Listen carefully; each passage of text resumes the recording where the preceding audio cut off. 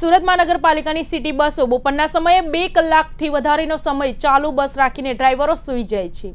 ક્યારેક કોઈએ બસને ગેરમાં નાખી દીધી અને અકસ્માત સર્જ્યો તો જવાબદાર કોણ તેવા પ્રશ્નો સાથેનો વિડીયો વાયરલ કરવામાં આવ્યો છે, જેની સામે તપાસ કરવા માટેની માંગ પૂર્વ કોર્પોરેટર દ્વારા કરવામાં આવી છે। સુરત મહાનગરપાલિકાની તમામ બસોની વિજિલન્સની તપાસ કરવી જોઈએ। બસની હાલત શું છે, કન્ડિશન મુજબ બસો ચાલે છે કે બસની હાલત ભંગાર થઈ ગઈ છે, કોન્ટ્રાક્ટરો બરાબર ધ્યાન નથી આપતા, એ તમામ તપાસ થવી જોઈએ।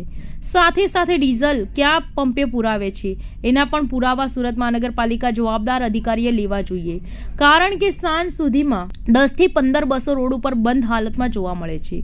ત્યારે કોઈક વાર એવું લાગે છે કે આ બસને ડીઝલ પુરાવતા ક્યાંય જોઈ નથી, તો એની અંદર ડીઝલ નાખે છે કે બાયોડીઝલ નાખે છે કે અન્ય અંકલેશ્વરથી કેમિકલ લાવીને નાખવામાં આવે છે। ક્યારેક એવું લાગે છે કે તક્ષશિલા ઘટના કરતાં પણ મોટી ઘટના બીઆરટીએસ બસમાં બનશે, આખી બસ ભડથું થઈ જશે, ક્યારેક બની શકે છે। તેની અંદર 40 થી 50 મુસાફરો હોઈ શકે છે અને એકવાર મારા દ્વારા રજૂઆત કરવામાં આવી છે, પરંતુ આવી તપાસનો કોઈ અધિકારી પાસે ટાઈમ નથી।